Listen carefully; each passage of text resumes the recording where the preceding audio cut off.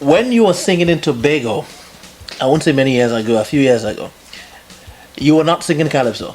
No, I was a ballad singer, soul, pop, reggae, and stuff like that. As a matter of fact, my father was a musician. He had a band, and they were into calypso. So I used to go around and listen to them, and then I got fascinated by the rhythm, you know, and also like my grandmother and grandfather, they used to be involved in culture in Tobago, the old time dances like the picky, the wheel and jig, things like that, you know. So what I try to do is to go back to that time, like when I got into calypso. I try to maintain my roots in terms of the what we call in Tobago backyard rhythm, like, you know, backyard jam, backyard rhythm, and then I formed myself and some other guys. We got together and formed this little band.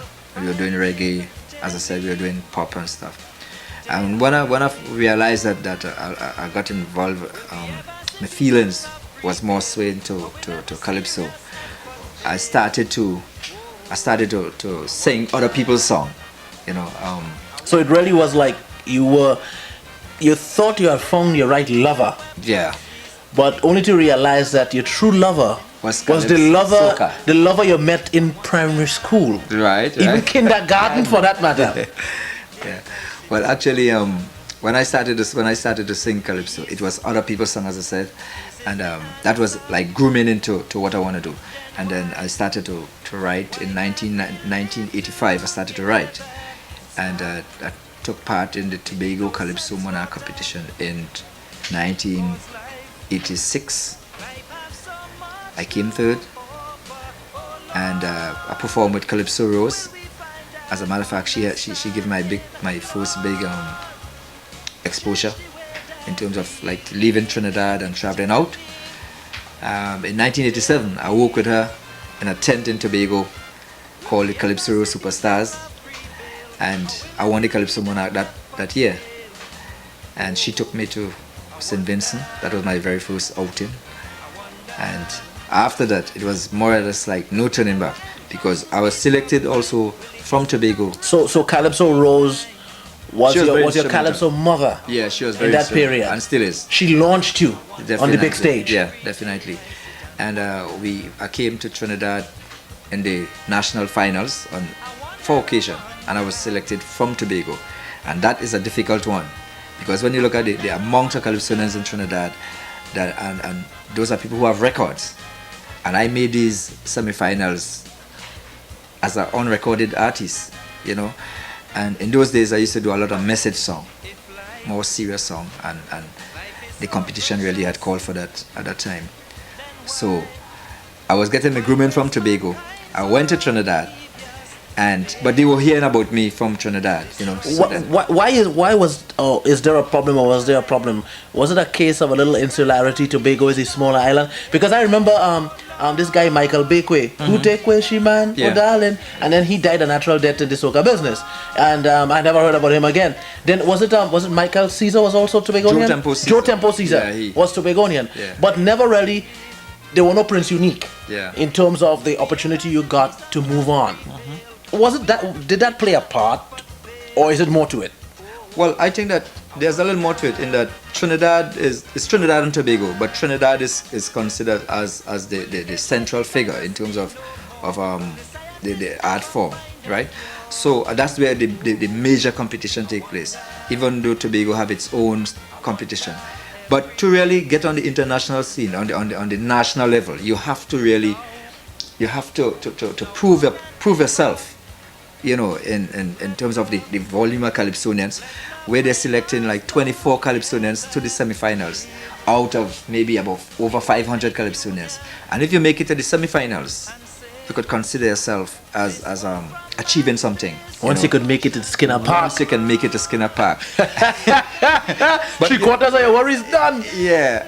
Skinner Park is really the testing ground. Oh yeah. You know, I've been there about 5 occasions, and it's really the testing ground.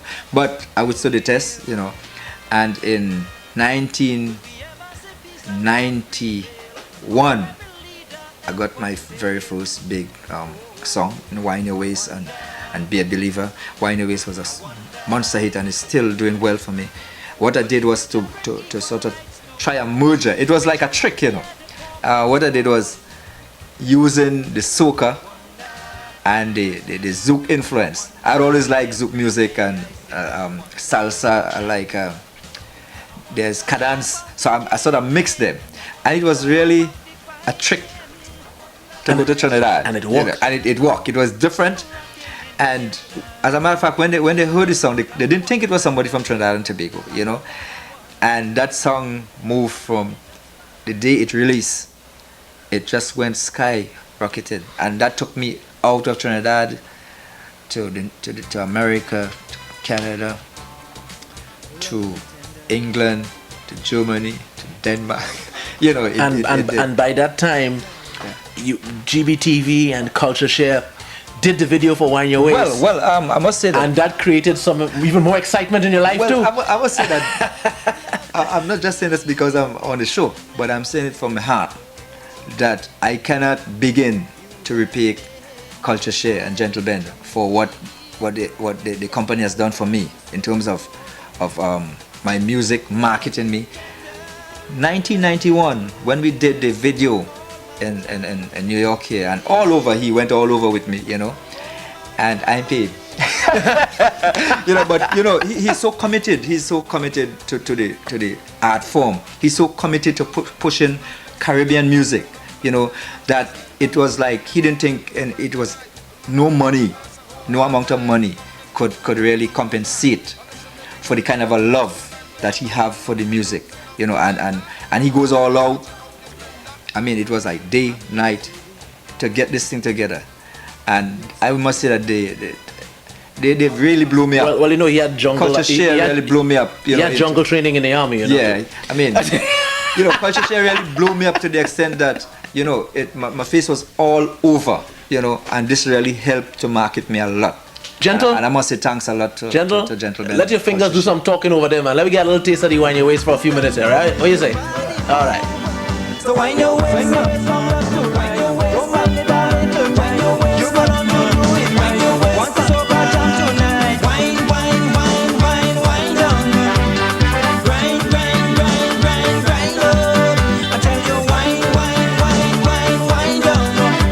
And grind, grind, grind, grind, grind up. Wind your waist, wind your waist, wind your waist. Don't mind me, darling, to wind your waist. You got on to do it, wind your waist. Want to soca jam tonight?